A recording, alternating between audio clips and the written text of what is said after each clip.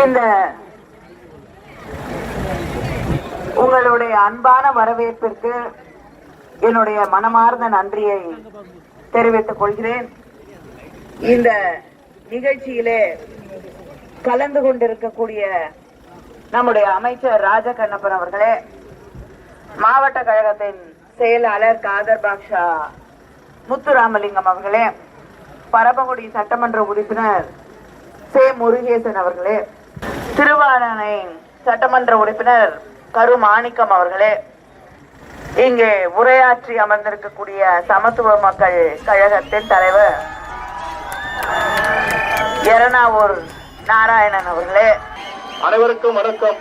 உங்களிடம் வாக்கு கேட்டு வரி தந்திருக்கின்ற முத்தமிழறிஞர் கலைஞருடைய அன்பு மகள் சில நாட்களுக்கு முன்னாலே சிறைகண்டம் தொகுதியிலே மழை வெள்ளத்தில் பாதிக்கப்பட்ட மக்களை தன் உயிரையும் பற்றி கவலைப்படாமல் கிட்டத்தட்ட அந்த மழை வந்த காலத்தில் இருந்து வடியும் வரை அங்கு இருக்கின்ற மக்களை காப்பாற்றி ஒரு தாயாக இருந்து வழிபட்டவர்கள் இங்கே வரி தந்து ஓட்டு கேட்க வரி தந்திருக்கின்றார்கள்.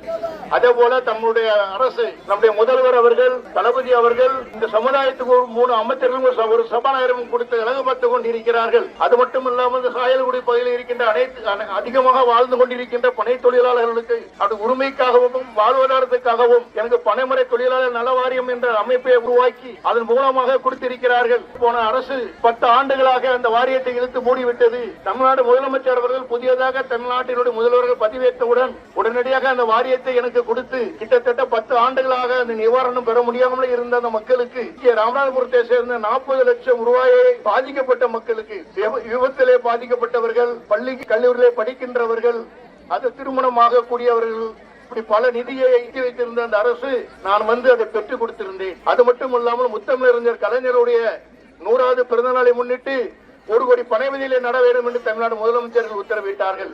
உங்கள் அன்னையோடைய அன்புடன் தமிழகத்திலே 14 கடற்கரை ஓரங்களிலே 1 கோடி பனை விதைகளை நடுகின்ற ஒரு வாய்ப்பை நான் பெற்றேன். எனக்கு வந்து உலக சாதனை என்ற ஒரு பட்டத்தை கொடுத்திருக்கிறார்கள். இந்த அளவுக்கு நம்முடைய மதிக்கின்ற தமிழ்நாடு முதலமைச்சருடைய அன்பு ஆதரவு பெற்ற வேட்பாளர் அருமை சகோதரர் நவஸ்கனி அவர்களுக்கு தேனி சின்னத்திலே வாக்கு கொடுத்து வெற்றி பெற செய்ய வேண்டும். அதே போல இருக்கிற பெருந்தலைவர் காமராஜரை பாருங்கள், அவருடைய சிலையை எடுத்து புதியதாக சிலை அமைப்பதற்காக அண்ணன் ராஜ கண்ணப்பன் அவர்கள் 20 லட்சம் ரூபாயை ஒதுக்கி இருக்கிறார்கள். கூடிய விரைவிலே இந்த தேர்தல் முடிந்தவுடன் அந்த சிலை நிறுவனப்படும். அதே நம்மளுடைய மாண்புமிகு முத்தமிழறிஞர் கலைஞருடைய அன்பு மகள் திருமதி கனிமொழி அவர்கள் திறந்து வைக்க வேண்டும் என்று கேட்டுக் கொள்கின்றேன். வருகை தந்திருக்கின்ற பனை தொழிலாளர்களே, நீங்கள் அனைவரும் ஒருங்கிணைத்து அதிகமான ஓட்டு வித்தியாசத்திலே வெற்றி பெற வேண்டும்.